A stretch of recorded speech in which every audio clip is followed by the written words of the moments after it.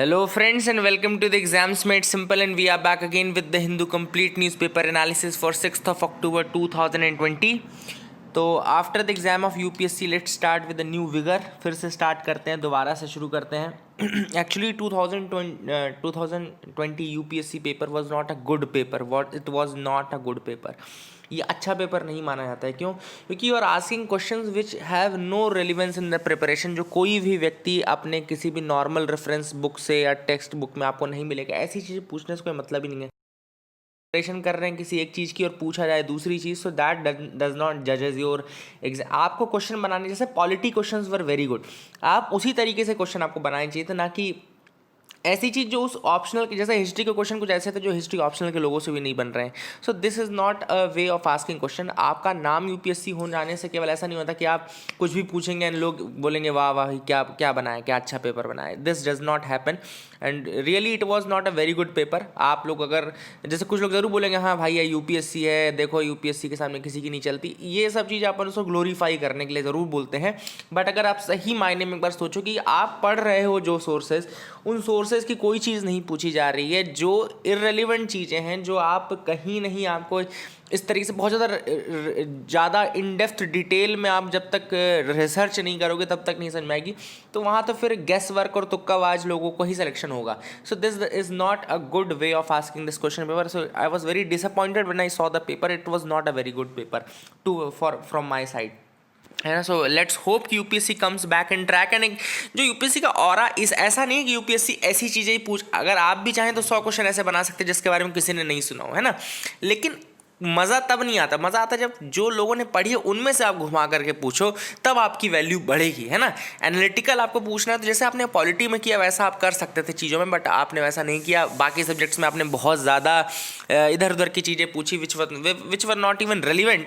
ना कि ये कि वो सोर्सेज तो थे ही नहीं, किसी सोर्सेज में थे ही नहीं जो आप पढ़ रहे हैं नॉर्मल. आपको पता होना चाहिए कि बच्चे क्या सोर्सेज रेफर कर रहे हैं, क्या पढ़ रहे हैं, क्या नहीं पढ़ रहे हैं हिस्ट्री, पॉलिटी, ज्योग्राफी, ये वो, और आप पूछ रहे हो पता नहीं कहाँ एग्रीकल्चर में भी बिल्कुल और डीप से चीज़ें पूछ रहे हो. So this is not the way of asking good questions.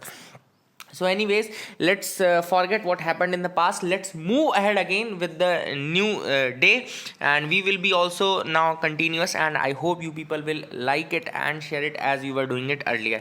So let's start with the questions first. मैं अब क्या करूँगा, क्वेश्चंस मैं ऐसे ही अनशंट क्वेश्चन मैं भी बीच में एक आध बनाया करूँगा. कोशिश करूँगा कि अब यूपीएससी जब ये सब पूछेगा हिस्ट्री में, विट्ठल विध्वंस और ये सब चीज़ें पूछेगा, तो आपने को भी फिर ऐसे ही अनशंट क्वेश्चन कुछ भी पूछ सकता है. फिर मतलब एक फैक्चुअल के नाम पे आप कुछ भी पूछ सकते हैं, है ना. So let's start the questions. 4 अक्टूबर को मैंने एक पहला क्वेश्चन पूछा था, फिर से पूछता हूँ. प्रियम्बल के रिगार्डिंग स्टेटमेंट है. पहला स्टेटमेंट कह रहा है preamble has some limitations on the power of the legislature. दूसरा स्टेटमेंट कह रहा है preamble is not the part of constitution. तीसरा स्टेटमेंट कह रहा है preamble cannot be amended. Which of the following is not correct. इनमें से कौन सा सही नहीं है. Options are 1 and 2 only, 1 and 3 only, 2 and 3 only, या 1, 2 and 3. दूसरा सवाल है यूपी किसान सभा वॉज सेटअप इन.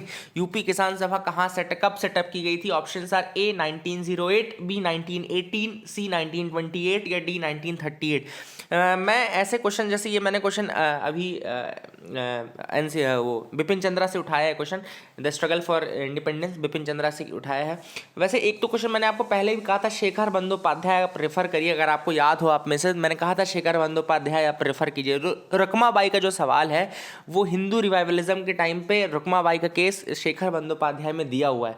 तो जैसे ये चीज़ें अब आपको लग रहा होगा कि ये कहाँ से पूछा, बट ये चीज़ मेरी पढ़ी हुई है. अगर ये चीज़ मेरी पढ़ी हुई है कि तो बहुत लोगों की पढ़ी भी हुई होगी. तो ऐसी चीज़ें हैं जो मैं बोलता रहता हूँ ना आपको, आप उसको बहुत ज़्यादा वैल्यू नहीं देते हो. आपको लगता है कि ऐसे ही बोल रहा हूँ. तो मैंने जब पहले भी कहा था कि अगर आप हिस्ट्री में कोई सोर्स रेफर करिए तो शेखर बंदोपाध्याय कीजिए. मैंने 2-3 बार बोला था आपको, एंड वहाँ पर आपको ये रुकमाबाई के बारे में भी मिल जाता है ना.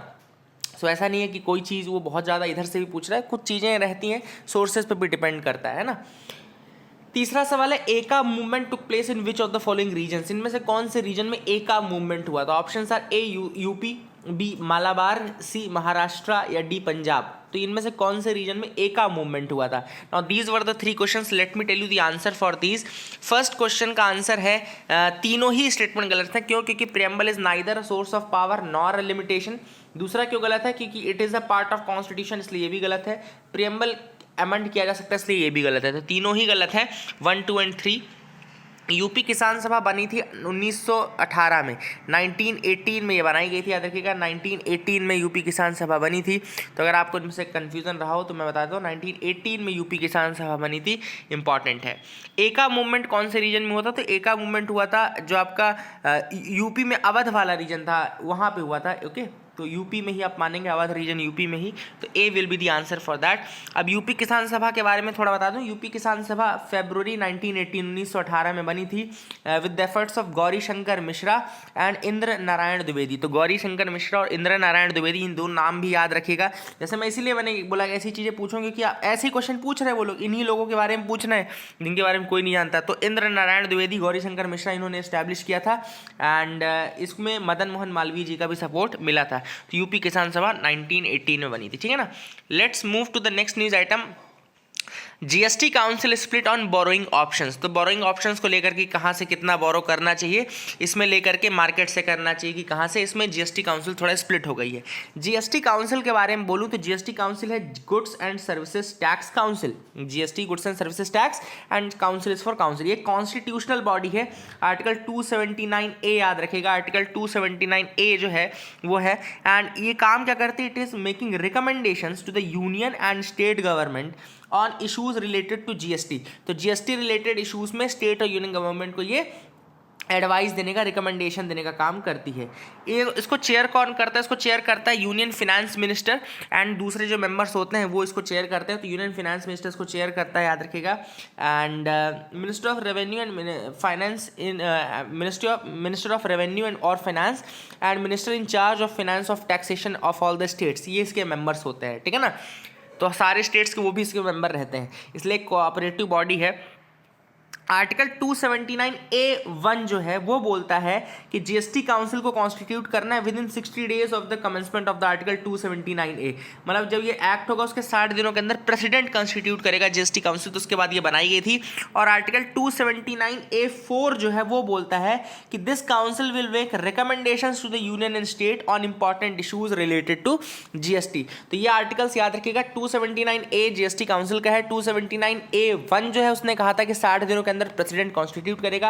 एंड 279A(4) जो है वो बोलता है कॉन्स्टिट्यूशन जो है वो ये जो काउंसिल है ये रिकमेंडेशंस देगी to the union state on the matters related to GST, ठीक है ना, याद रखेगा। Half of the total members जो होंगे जीएसटी काउंसिल के, they shall constitute the quorum of the meeting. तो जीएसटी काउंसिल का कोरम क्या है? हाफ ऑफ द मेंबर्स, ठीक है ना। तो ये आपको याद रखना है। अब यही सारी चीज़ जीएसटी के बारे में आपको ये पता होना चाहिए कि जीएसटी कंपनसेशन क्या है। जीएसटी कंपनसेशन क्या है कि जैसे स्टेट्स हैं, ये डिसाइड किया गया था कि अगर आपके स्टेट्स में जो रेवेन्यू है टैक्सेस का वो अगर डिक्रीज होता है, आपका अगर आपका रेवेन्यू घटता है, तो जो सेंट्रल गवर्नमेंट होगा वो आपको कंपनसेशन पे करेगी। कंपनसेशन पे किया जाएगा आपको 5 सालों तक के लिए, ठीक है ना। तो इस बार कंपनसेशन पे अभी नहीं किया गया, उसी के ऊपर ये सारे वो चल रहा है। Virus researchers get Nobel prize for medicine. तो यहाँ पे नोबेल प्राइज फॉर मेडिसिन 2020 जो है वो Harvey J Alter, Michael Houghton and Charles M Rice, ये 3 नाम आपको देख रहे होंगे। Harvey J Alter, Michael Houghton and Charles M Rice, ये तीनों हैं, इनको ये दिया गया है award. And this is for the discovery of identifying hepatitis C. Okay, तो नोबेल प्राइज 2020 मेडिसिन में दिया है for the identification of hepatitis C virus. Hepatitis C virus के आइडेंटिफिकेशन के लिए दिया गया है, ठीक है ना। एंड कई डिकेड्स में ये काम फैला हुआ है and it is for that discovery. And ये याद रखेगा, Harvey J Alter, Charles M Rice and Britain Michael Houghton, ये 3 नाम है। ये 3 इनको दिया गया है हेपाटाइटिस सी वायरस के लिए। और ये जो हेपाटाइटिस सी वायरस है ये बिलोंग करता है फ्लेवी वायरस फैमिली को, ठीक है ना। This belongs to flavivirus family. ऐसे क्वेश्चन ही पूछ रहा है साइंस में वो, तो ये सब भी आपको तैयार रखना है। देखो कुछ भी छोड़ो मत अगले साल के लिए, तो मेरा यही सजेशन है, सड़ी चीज़ें भी अगर मैं बता रहा हूँ उनको लिख लो, याद रखो, है ना। ऐसे फैक्ट्स ही पूछ लेता है कौन से फैमिली का है, तो फ्लेवी वायरस फैमिली का याद रखेगा। एंड हेपाटाइटिस से रिलेटेड ये दूसरा नोबेल प्राइज़ है, क्योंकि बरूच ब्लूमबर्ग 1976 में ऑलरेडी जीत चुके हैं। तब हेपाटाइटिस बी आई थिंक था, that was hepatitis B for that, है ना। ब्लड बॉर्न हेपाटाइटिस था, वो ब्लड से होता था। एंड 1976 में बरूच ब्लूमबर्ग को मिला था, ठीक है ना। तो ये भी आपको फैक्ट याद रखना। I hope you got clarity regarding that as well, ठीक है। आगे मूव करते हैं, देखते हैं और क्या इंपॉर्टेंट न्यूज़ आइटम है जिसके बारे में हमको डिस्कस करना है। So you can move with me as well. यहाँ पे टेरी के बारे में लिखा है TERI। तो टेरी के बारे में अगर मैं आपको बताऊँ तो this is the energy and resource institute. इसका नाम क्या है? एनर्जी एंड रिसोर्स इंस्टीट्यूट इसको बोलते हैं, ठीक है ना। एंड पहले इसको टाटा इंस्टीट्यूट जरूर बोला जाता था, अब इसको एनर्जी एंड रिसोर्स इंस्टीट्यूट कहा जाता है। It's a research institute in New Delhi that specializes in the field of energy, environment and sustainable development. तो energy, environment and sustainable development के रिलेटेड ये काम करता है। इस्टेब्लिश किया गया था 1974 में। जब 1974 में इस्टेब्लिश किया गया था तब इसको टाटा एनर्जी रिसर्च इंस्टीट्यूट कहा जाता था। टाटा एनर्जी रिसर्च इंस्टीट्यूट कहा जाता था, ठीक है ना। इसका रीनेम किया गया 2003 में, जब इसको the energy and resources institute किया गया, है ना। और इसके कुछ इनिशिएटिव्स एंड एक्टिविटीज़ हैं, जैसे कि WADS या WS। बीच में थोड़ा सा पॉज हो गया था, तो आई डोंट नो कि कब पॉज हुआ था। सो एक बार मैं लास्ट में यहाँ पे मैं आपको बता रहा था, ये मैंने आई थिंक बता दिया था, ये हेपाटाइटिस सी के बारे में। Harvey J Alter, Michael Houghton and Charles M Rice hepatitis C के लिए मिला है, और हेपाटाइटिस फ्लेविवायरस फैमिली का है, ठीक है ना। अब मैं आपको बता रहा था यहाँ पे टेरी यानी the energy and resources institute के बारे में, ठीक है ना। तो the energy and resource institute जो है वो 1974 में बना था। तब इसका नाम था Tata energy research institute. Tata energy research institute इसका नाम था, 1974 में बना था, ठीक है ना। अगर दोबारा मैं बोल रहा हूँ तो please pardon me for that, इसको सुन लीजिए, रिवाइज हो जाएगा आपका, ठीक है ना। ये energy, environment and sustainable development की फील्ड में काम करता है, और इसीलिए इसका नाम फिर 2003 में बदला गया, the energy and resource institute किया गया। और ये energy efficiency, renewable energy, biotechnology, social transformation, climate change सबके बारे में काम करता है। ऑयल जैपर का नाम आपने सुना होगा, जैसे अगर वाटर में ऑयल गिर जाए बहुत ज़्यादा मात्रा में, बायो रेमिडिएशन का मेथड है ये। ऑयल जैपर टेक्नोलॉजी जो है वो आपकी ये टेरी ने ही डेवलप की है, ठीक है ना, ऑयल को हटाने की। तो इसके कुछ इनिशिएटिव्स हैं जिनका नाम है, जैसे वर्ल्ड सस्टेनेबल डेवलपमेंट समिट, एक एनुअल समिट है जहां पे एक्सचेंज ऑफ नॉलेज होता है, diverse aspects of global sustainable development. दूसरा आपका ये लाइटिंग अ बिलियन लाइफ्स, एक इनिशिएटिव है जिसमें कि जो सबसे नीचे लेवल पे है पिरामिड में उनको भी लाइटिंग प्रोवाइड करने के लिए। देन ग्रीन ओलंपियाड कंडक्ट किया जाता है, एक एग्जामिनेशन जो कि middle and high school students के लिए होता है, ठीक है ना। तो ये भी मैंने आपको बता दिया। 61% रूरल कंज्यूमर्स फैट हैजार्ड। तो ट्रांस फैट या ट्रांस फैटी एसिड क्या होता है? It's a harmful type of fat, याद रखिएगा, हार्मफुल फैट है which have more adverse effects on our body than any other dietary constituent. तो बहुत ज़्यादा एडवर्स इंपैक्ट होता है ट्रांस फैट कंज्यूम करने का। अब देखो, ट्रांस फैट जो होता है बॉडी में वो LDL करते हैं, यानी कि LDL यानी कि लो डेंसिटी लिपोप्रोटीन। ये लो डेंसिटी लिपोप्रोटीन की वैल्यू को बढ़ाते हैं, तो ये इससे फिर कार्डियक अरेस्ट, कार्डियक फेलियर की जो वो संभावनाएं बढ़ जाती हैं। और ये HDL को डिक्रीज करते हैं। HDL जो होता है वो गुड कोलेस्ट्रॉल कहलाता है, it is known as the good cholesterol, high density lipoprotein बोलते हैं इसको।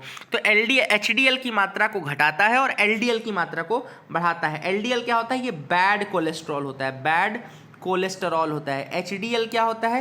ये होता है गुड कोलेस्टेरॉल। तो गुड कोलेस्टेरॉल होता है HDL, बैड कोलेस्ट्रॉल होता है LDL, low density lipoprotein, high density lipoprotein. तो ये आपको याद रखना है। ट्रांस फैट के बारे में मैंने आपको जो चीज़ था, these are important things, you should remember them, है ना। आगे मूव करते हैं, एडिटोरियल सेक्शन में आते हैं। Farm acts unwanted constitutional adventurism. देखो सिंपल सा इसमें एक ही चीज़ इस पूरे आर्टिकल में उठाया गया है, उठाई गई कि जो फार्म एक्ट के अभी चेंजेस किए गए हैं वो एक एग्रीकल्चर में स्टेट सब्जेक्ट में आता है।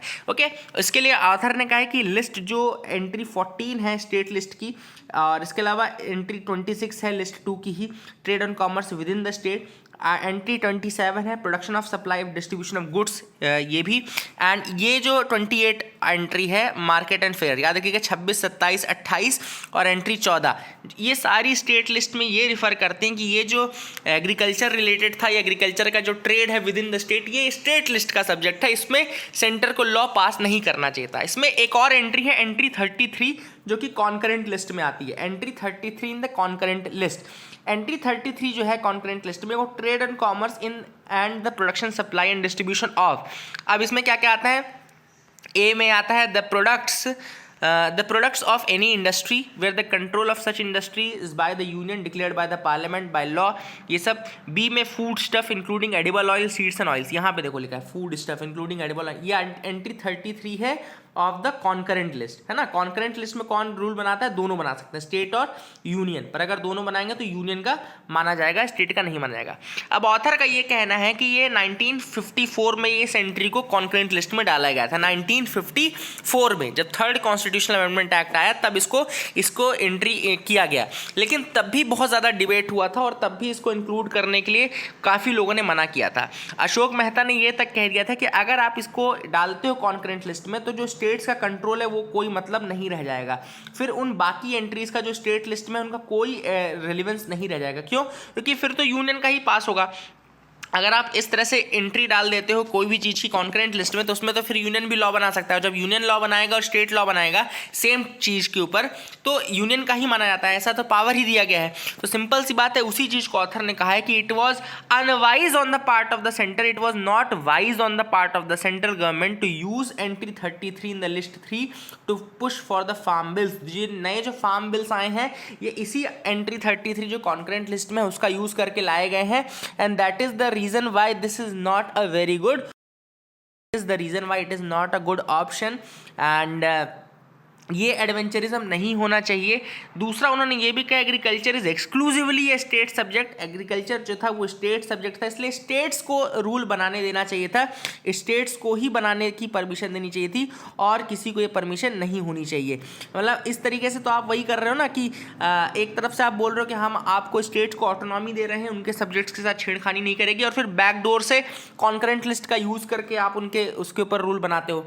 तो एवरीथिंग दैट इज एनसीएलई और subsidy to an exclusive subject in list 2 should also fall under the exclusive legislation of state। तो वही उन्होंने बोला कि जो भी चीज़ फिर इस लिस्ट 2 यानी कि स्टेट लिस्ट से जुड़ी हुई चीज़ें हैं वो भी फिर स्टेट्स के ही परवी में आना चाहिए एंड और किसी के परवी में नहीं आना चाहिए। तो वही ऑथर ने कहा कि आर्टिकल 33 जो ये लिस्ट 33 है, सेक्शन एंट्री 33 है कॉन्करेंट लिस्ट का, उसका मिसयूज़ किया गया है। दूसरा जो एडिटोरियल है वह है री imagining education in an India at 100। अब देखो 2047 जब आएगा तो ऑथर का कहना है कि 2047 में इंडिया को आज़ाद हुए 100 साल हो जाएंगे, तब इंडिया का एजुकेशन कैसा होगा, क्या चीज़ें होंगी उसमें, उसके ऊपर ये ऑथर ने पूरा आर्टिकल लिखा है। ये आर्टिकल उसके ऊपर लिखा गया है, ठीक है ना। अब देखो अपन कैसे इसका यूज़ कर सकते हैं, ऐसा क्वेश्चन तो यूपीएससी नहीं पूछेगा कि 100 साल बाद एजुकेशन कैसा रहेगा या 50 साल बाद कैसा रहेगा, लेकिन जो चीज़ें अभी इस आर्टिकल में मिलेंगी आपको, आप उसको मेंस आंसर राइटिंग में यूज़ कर सकते हैं कि ये की चीज़ें होती हैं, इनका यूज़ अगर आप करो। जैसे मान लो कभी भी क्वेश्चन आता है कि आपको एजुकेशन को इंप्रूव करना है तो आप कैसे करोगे, तो आप इन पॉइंट्स का यूज़ कर सकते हैं जो ऑथर ने दिए हैं। तो सबसे पहला पॉइंट जो ऑथर ने दिया है वो है ऑटोनॉमी। किसी भी इंस्टीट्यूशन को एक्सेल करने के लिए ऑटोनॉमी की जरूरत पड़ती है। थोड़े डिसीजन, बहुत ज़्यादा इंटरफेरेंस होगा तो इंस्टीट्यूशन अच्छे से काम नहीं कर पाएगा, लेकिन ऑथर ने कहा है कि ऑटोनॉमी एक्सीलेंस के साथ अपने आप आपको मिलती जाती है। जैसे जैसे आप एक्सीलेंस परफॉर्म करेंगे आपको ऑटोनॉमी मिलती रहेगी। इसीलिए आईआईटी आईएम में ऑटोनॉमी बिल पास हुआ था अभी recently, Indian institute of management bill 2017 में ही पास हुआ, लेकिन उसकी ऑटोनॉमी में ज़्यादा चेंज नहीं है। ऐसा नहीं हुआ कि इस बिल के बाद पास होने के बाद उनको ऑटोनॉमी मिली हो, उसके पहले भी उतने ही ऑटोनॉमस थे वो। अब होता क्या है कि वो पहले भी एक्सीलेंस के साथ काम कर रहे थे, इसलिए उनको ऑटोनॉमी मिलती गई। तो autonomy comes with the excellence. वही चीज़ ने बोला कि 2047 में भी इस तरीके के इंस्टीट्यूशंस रहेंगे जो ऑटोनॉमस रहेंगे और उनका खुद का करिकुलम होगा, सेल्फ गवर्नेंस होगा, सेल्फ थॉट होगा। इसको स्वायत्तता उन्होंने कहा है, स्वायत्तता याद रखिएगा, द टर्म इज स्वायत्तता। दूसरा उन्होंने कहा टेक्नोलॉजी का यूज, टेक्नोलॉजी से लर्निंग होगी and the focus will be on learning then that of your mugging up. याद करना या रटना चीज़ नहीं रहेगा, टेक्नोलॉजी का यूज़ किया जाएगा काफ़ी ज़्यादा इंटेलिजेंस इनकलकेट करने के लिए। और ये रहेगा कि टीचर्स जो रहेंगे वो रिंग मास्टर ना बन के जेन मास्टर बनेंगे and they will raise the awareness than just delivering the content. तो सिर्फ उनका कंटेंट डिलीवरी का काम नहीं रहेगा, उनका काम रहेगा कि वो अवेयरनेस को रेस करें, ठीक है ना। एंड उस समय प्रेशर तो रहेगा परफॉर्मेंस का, लेकिन प्रेशर के साथ प्लेजर भी रहना चाहिए। Pressure plus pleasure, pressure of performance but pleasure of learning, जिसको आनंद टर्म यूज किया गया है। बहुत बढ़िया यहाँ पे आर्टिकल लिखा गया है, इसका यूज तो बहुत अच्छा कर सकते हैं, ऐसे राइटिंग में कर सकते हैं, आंसर राइटिंग में कर सकते हैं, बहुत अच्छे से आप इसका यूज कर सकते हैं। तो pressure of performance plus pleasure of writing, learning, ये आपको याद रखना है। तीसरा जो टर्म ऑथर ने बोला है वो है ट्रांस डिसिप्लिनरिटी, यानी कि जो भी लर्निंग होगी वो ट्रांस डिसिप्लिनरी वे में होगी। मतलब कि ऐसा नहीं कोई चीज़ इंडिविजुअल लर्निंग जैसी कोई चीज़ नहीं रहेगी कि मैं अलग से कोई चीज़ मोनोलिथ में पढ़ूंगा, मोनोलिथ में चीज़ें नहीं होंगी, वो इंटर डिसिप्लिनरी रहेगी, मिली जुली चीज़ें रहेंगी, एक का दूसरों में यूज़ रहेगा। Together they will imbibe a unique disciplinary knowledge, unique disciplinary, एक साथ मिलकर के उनको डिसिप्लिनरी नॉलेज का यूज़ करना चाहिए। हम लाइफ में किसी भी फील्ड में हो, हमको एग्जाम्पल्स अपने हर फील्ड के यूज़ करने चाहिए, एक्सपीरियंसेस हर फील्ड के यूज़ करने चाहिए। देन ऑथर ने कहा है कि schools will be acting as a connecting hub, technology and innovation काफ़ी ज़्यादा रहेगा। स्कूल्स जो रहेंगी बहुत ज़्यादा टेक्नोलॉजिकली ड्रिवन भी रहेंगी, जैसे कि अभी उन्होंने एग्जांपल दिया कि वर्चुअल रियलिटी का यूज़ करके एक फैक्ट्री को सिमुलेट कर लिया जाता है किसी स्कूल में, ऐसा हर स्कूल में पॉसिबल रहेगा। Virtual reality will be a reality for every school at that time, ये सारी चीज़ें रहेंगी। और इसके अलावा कुछ वैल्यूज़ डेवलप करने की बात ऑथर कह रहा है कि वैल्यूज़, माइंडसेट एंड कल्चर एक डेवलप होना चाहिए। सत्य यानी कि ऑथेंटिसिटी, नित्यम यानी कि सस्टेनेबिलिटी, पूर्णम यानी कि होलनेस। तो ऑथेंटिसिटी, सस्टेनेबिलिटी, होलनेस, ये सारी जो वैल्यूज हैं इनको इनकलकेट करना है, इन क्लासिकल वैल्यूज को इनकलकेट करना है। माइंडसेट के अंदर एक पॉजिटिविटी को इनकलकेट करना है। एजुकेशन का काम यही कि आपको होलसम कल्चर के बारे में जानकारी दे, रादर देन टेम्पलेट्स की नहीं, वो पूरे कल्चर को ओवरऑल आपको अंडरस्टैंड करने में मदद करता है एजुकेशन। अगला जो आर्टिकल है वो है India needs a rainbow recovery plan. अब यहाँ पे ऑथर ने बोला है कि यूएस और ईयू जो है, यानी कि यूरोप जो है और यूएस जो है वो एक ग्रीन न्यू डील कर रहे हैं। ग्रीन न्यू डील क्यों की जा रही है? ताकि इन्वायरमेंट और क्लाइमेट के ऊपर जो प्रेशर पड़ रहा है उसको कम किया जा सके। ऑथर ने कहा है कि हमको ग्रीन न्यू डील नहीं चाहिए, हमको रेनबो न्यू डील चाहिए, हमको R&D चाहिए, रेनबो न्यू डील। अब ऑथर ने क्यों ऐसा कहा है कि रेनबो न्यू डील चाहिए? तो ऑथर का ये कहना है कि रेनबो न्यू डील का मतलब है कि एक सीमलेस इंटीग्रेशन होना चाहिए इकोलॉजिकल प्रोटेक्शन का और वेल्थ जो इनइक्वालिटीज़ आ गई हैं, जो इकोनॉमिक वल्नरेबिलिटीज़ आ गई हैं कई लोगों के अंदर, उनको दूर करने के लिए। तो एक तो ecological protection plus wealth inequality को दूर करना है, प्लस इकोनॉमिक वल्नरेबिलिटी जो है उसको दूर करना है। तो इन सबको मिला करके चलना है अपनों को। हमको सिर्फ इन्वायरमेंट को, ऐसा नहीं कि सिर्फ इन्वायरमेंट पे ही ध्यान देना। जो ग्रीन अगर हम कलर बोल देंगे तो वो केवल इन्वायरमेंट से रिलेट करता है। ऑथर का कहना है कि जो ग्रीन कलर है वो केवल इन्वायरमेंट से डील करता है, लेकिन हमको रेनबो न्यू डील करनी है। हमको सेक्टर्स को भी देखने हैं, हमको इन्वायरमेंट को भी देखना है, हमको इकोनॉमी को भी देखना है, हमको लोगों को भी देखना है। क्या क्या चीज़ें रहेंगी रेनबो न्यू डील के अंदर? सबसे पहले तो हमको सस्टेनेबल लिविंग के ऊपर रहेगा। एक सस्टेनेबिलिटी का जो फैक्टर है वो हमेशा इनकलकेटेड रहेगा। वर्कफोर्स में हमको इस तरीके से काम करना है कि जो मिनरल्स रिसोर्सेज हमको सस्टेनेबल तरीके से हम यूज़ करें, ये तो बिल्कुल एक पॉइंट रहेगा। दूसरा ये रहेगा एक नई लाइफस्टाइल और लाइवलीहुड डेवलप करने की ज़रूरत है, ताकि फूड भी मिले, मेडिसिन भी मिले, हाउस होल्ड आइटम्स भी मिले, इनकी एक सस्टेनेबल लिविंग प्रोवाइड रहे, है ना, और लोगों के पास एक लाइवलीहुड भी रहे और एक लाइफस्टाइल भी रहे, लोगों को एम्प्लॉयमेंट भी मिल सके। देन ऑथर ने कहा कि जो हमारा डाइवर्सिटी ऑफ क्राफ्ट है या जो लोकल ट्रेडिशनल क्राफ्ट्स हैं, इन सब में इनको इन्वेस्टमेंट करने की ज़रूरत है, इनको राइज करने की ज़रूरत है, इनको रेस करने की ज़रूरत है। लगभग 200 मिलियन लोगों को ये एम्प्लॉयमेंट भी प्रोवाइड कर सकता है और उनको उठा भी सकता है। तो हैंडीक्राफ्ट, ट्रेडिशनल क्राफ्ट्स, इन सबको भी हमको उठाने की ज़रूरत है। देन हमको इन्वेस्ट करने की ज़रूरत है इन the field of education, housing, transportation में भी, हाउसिंग, ट्रांसपोर्टेशन और एजुकेशन में भी इन्वेस्ट करने की ज़रूरत है, ठीक है ना। एंड ये सारी चीज़ें करने की ज़रूरत है। एंड इनमें भी अगर हम इन्वेस्ट करते हैं तो हमको काफ़ी सारे जॉब्स और ये सब मिल जाएंगे, ठीक है ना। तो ये सब चीज़ें भी ऑथर ने कही है। Then community run units across the country made in India should be handmade in India. Made in India को हैंडमेड इन इंडिया में भी मर्ज करना है और लोकल वर्कर्स का भी मदद लेनी है, लोकल वर्कर्स को भी डेवलप करने की कोशिश करनी है। ऑथर ने एग्जांपल दिया है यहाँ पे कुडुम्श्री स्कीम जो कि केरला में चलती है और झारक्राफ्ट की जो कि झारखंड में चलती है।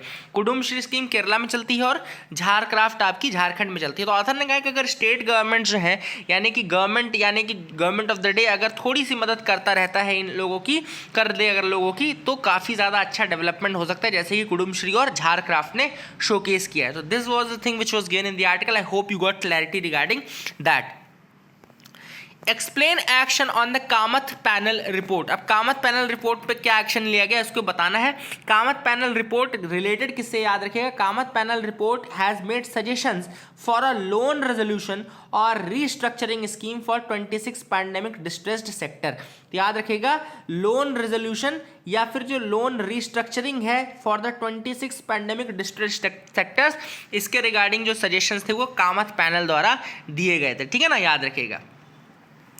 IAF fully prepared for a two front war. अब इंडिया एयरफोर्स जो है, इसके chief of air staff RKS Bhadauria का ये कहना है कि we are prepared for a two front war. थोड़ा आपको मैं क्या होता है टू फ्रंट वॉर, मतलब कि दो फ्रंटों पे अगर लड़ाई हो, जैसे कि इंडिया के केस में बोला जाता है 2.5 फ्रंट बोला जाता है। 2.5 फ्रंट क्यों बोला जाता है? क्योंकि दो फ्रंट, एक तो पाकिस्तान है, दूसरा चाइना है, तीसरा कश्मीर में जो अनसर्जेंसी रहती है, इंटरनल कन्फ्लिक्ट्स रहते हैं, उसको 2.5 बोला जाता है। That is the reason why it is called 2.5 war policy भी कही जाती है इसको। तो 2.5 वॉर पॉलिसी के लिए हमको तैयार रहना पड़ता है।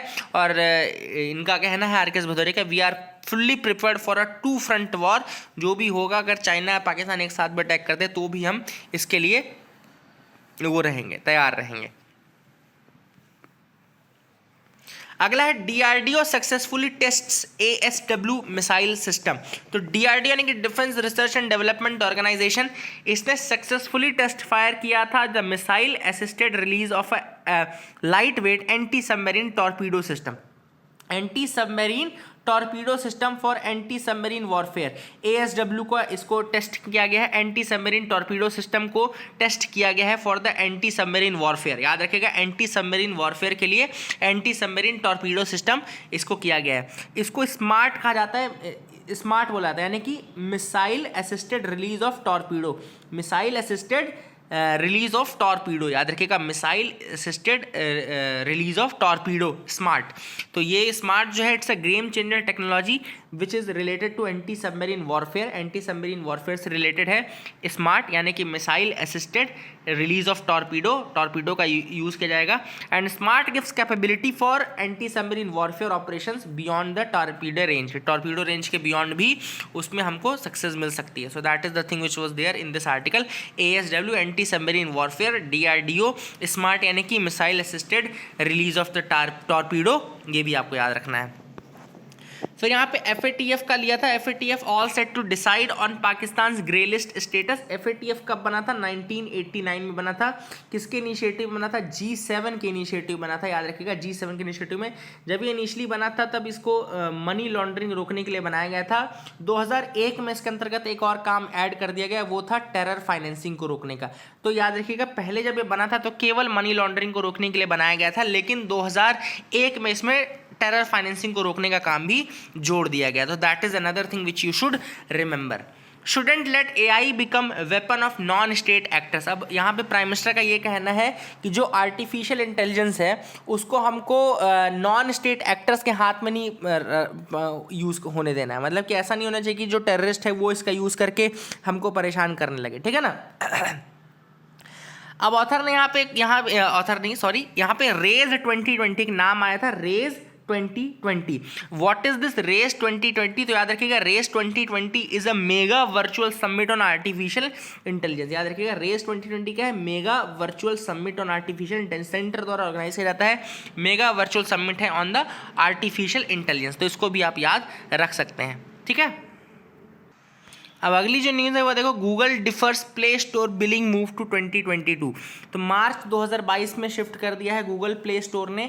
जो उन्होंने ये कह दिया था कि जो भी ऐप्स रहेंगे उनको मैंडेटरली गूगल के प्ले स्टोर का in app purchase digital mode use करना पड़ेगा, ठीक है। The requirement was that apps should mandatorily use the play store's billing system. Play store का जो बिलिंग सिस्टम इसको यूज़ करना है for in app purchases of digital goods. अगर इन ऐप परचेज होती है किसी डिजिटल गुड की तो उनको फिर प्ले स्टोर का बिलिंग मेथड यूज़ करना पड़ेगा। पेटीएम ने क्या किया है? पेटीएम ने खुद का एक मिनी ऐप स्टोर बना दिया है फॉर द ऐप्स। पेटीएम ने खुद का एक मिनी ऐप स्टोर बना दिया है ताकि वो गूगल के साथ compete कर सके, गूगल प्ले के साथ compete कर सके। तो ठीक है ना, इसको भी आप याद रखिएगा। एंड यहाँ पे जो दिल्ली कैपिटल्स थे उन्होंने हरा दिया रॉयल चैलेंजर्स बैंगलोर को, ठीक है। So this is a good thing good news. And that is it for the day, friends. I hope you liked our video, and please do like, share, subscribe. Share करते रहिए अपने दोस्तों के साथ, और हम कोशिश करेंगे कि और अच्छे से और ज़्यादा चीज़ें और ज़्यादा डिटेल में आपको बताऊं, है ना। तो मैं पूरी कोशिश करूंगा कि आपको जितना डिटेल में बता सकता हूं बताऊं। 2021 के लिए अपन और ज़्यादा तैयार रहते हैं, कुछ स्टैटिक पार्ट के साथ भी, उसको भी नहीं छोड़ना है, उसको भी मिस नहीं करना है। तो धीरे धीरे अपन डिज़ाइन करते हैं प्लान, या फिर कुछ क्लासरूम टाइप का अगर आपका सजेशन हो कि मैं स्टार्ट करूं कुछ क्लासरूम लेवल पे, या एक नया कोर्स स्टार्ट करने का अगर आप सजेशन देते हैं मुझे, हिस्ट्री, ज्योग्राफी या सोर्सेज के साथ जो डिटेल्ड शेखर बंदोपाध्याय जैसा अगर आपको हिस्ट्री में पढ़नी, तो मैं कोर्सेज स्टार्ट कर सकता हूं। लेकिन आपको उसके लिए बताना पड़ेगा, अगर आप इंटरेस्टेड हैं तो आपको बोलना पड़ेगा, then only we will be starting that. So that is it for the day, friends. I hope you like the video. Thank you and have a nice day.